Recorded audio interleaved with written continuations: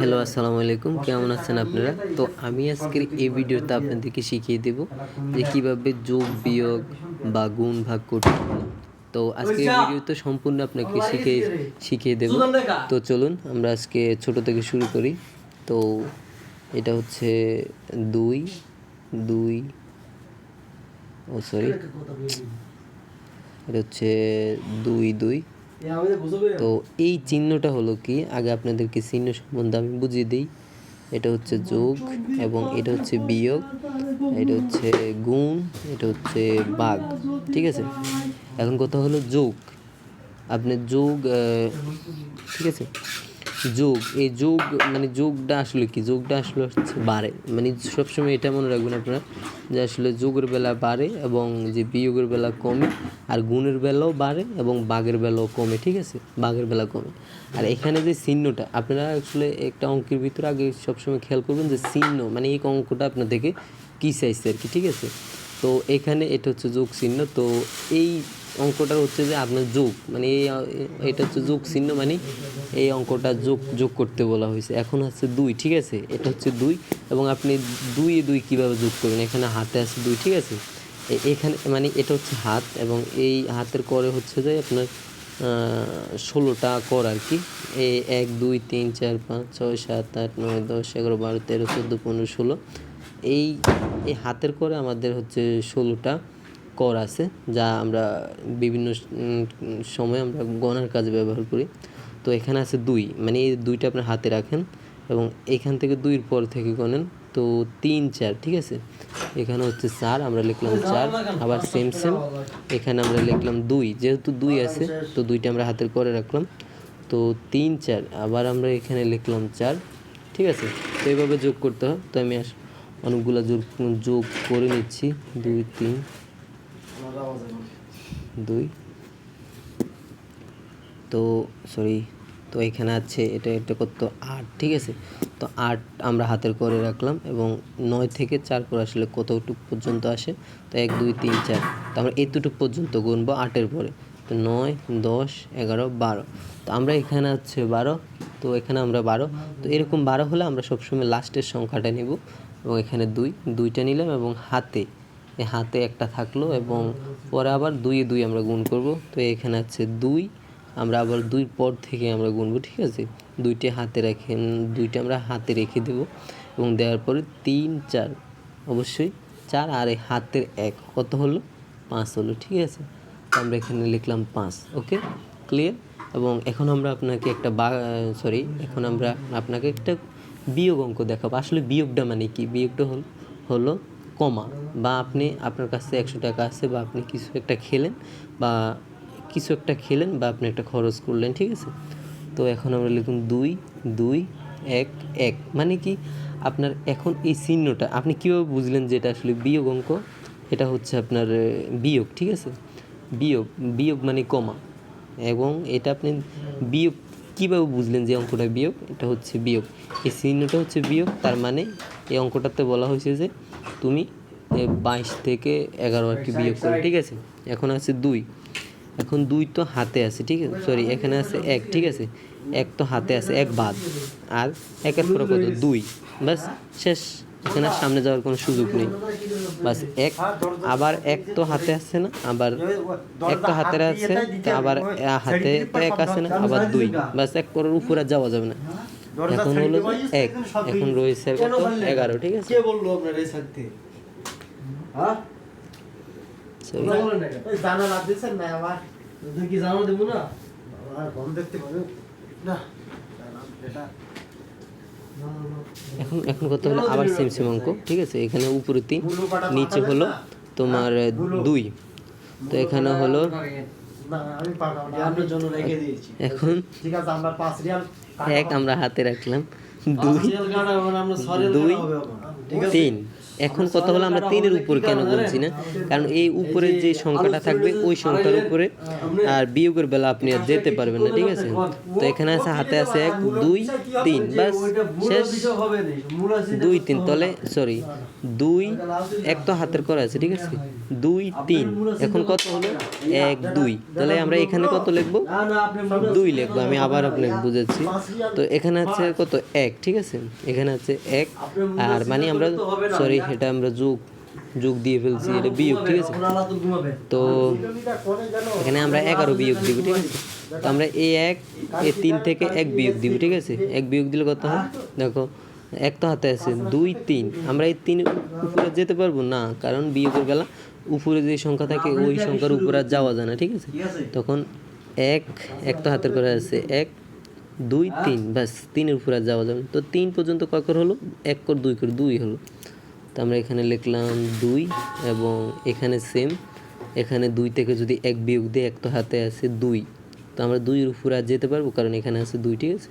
তো 2 পর্যন্ত কত হলো 1 করে হলো। তো আমরা এখানে লিখলাম 1।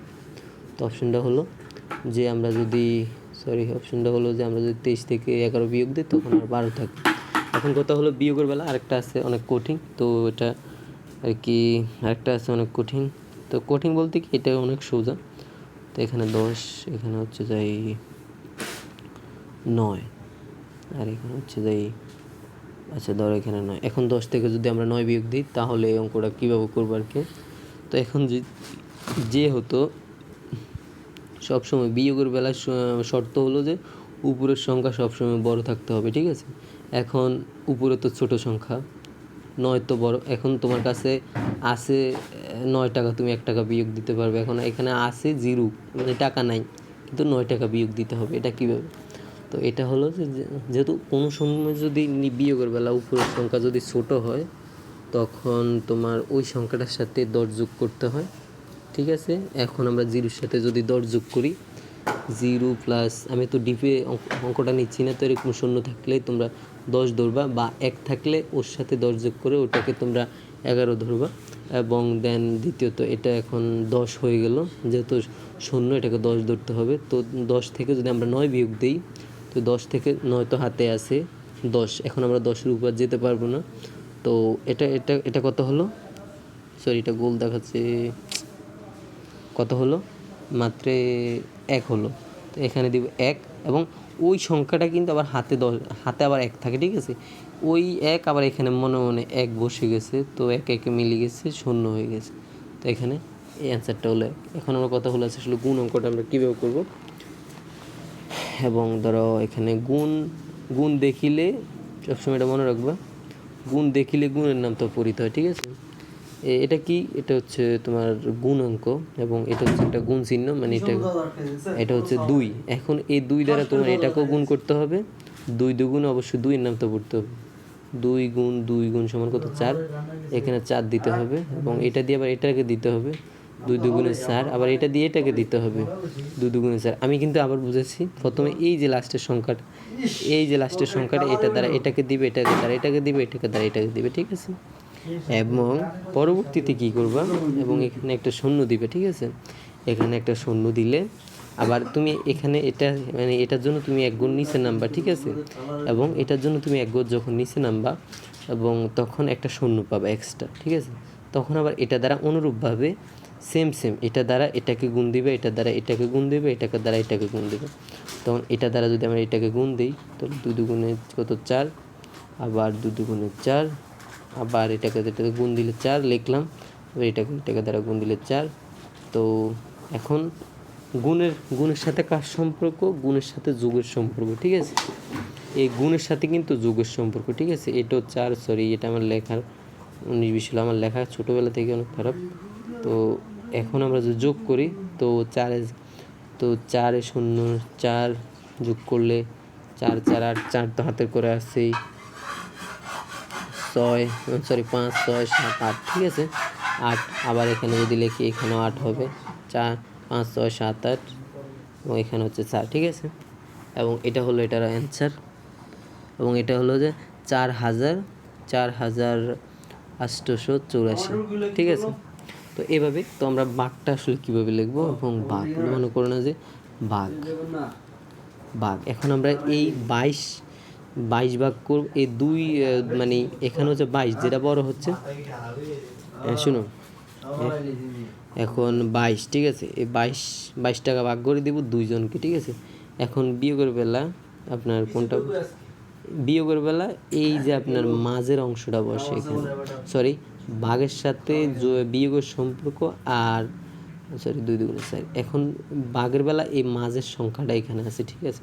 এখন আপনি দেখবেন যে এখানে একটা সংখ্যা, এখানে একটা সংখ্যা, আপনি দেখবেন যে এই সংখ্যাটা দ্বারা এই প্রথম সংখ্যাকে ভাগ যায় কিনা। এখন এটা দ্বারা এটাকে যায় ভাগ, 2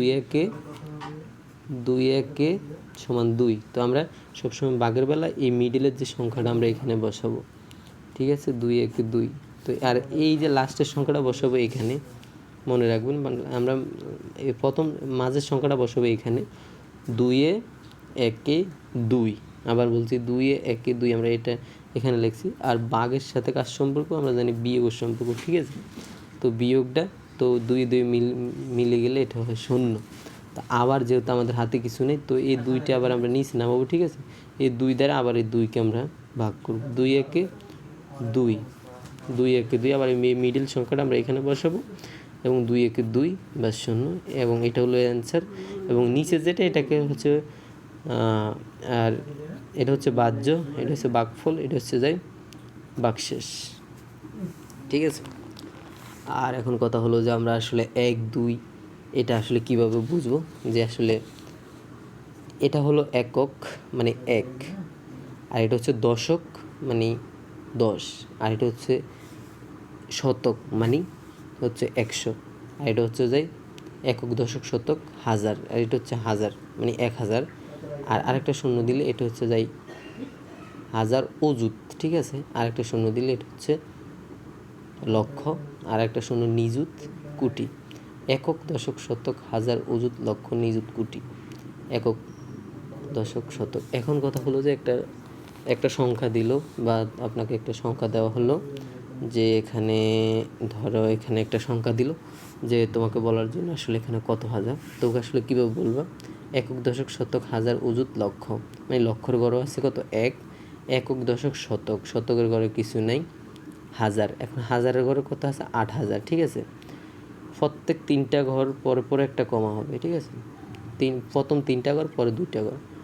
একক দশক শতক হাজার, হাজারের ঘর আছে 8, অযুত লক্ষ, লক্ষের ঘর আছে কত 1, তাহলে 1,08,000 টাকা, ঠিক আছে। এখন এটা যদি বলা হয়, বা যদি তোমার কেউ বলো যদি এটা বলতে, ঠিক আছে।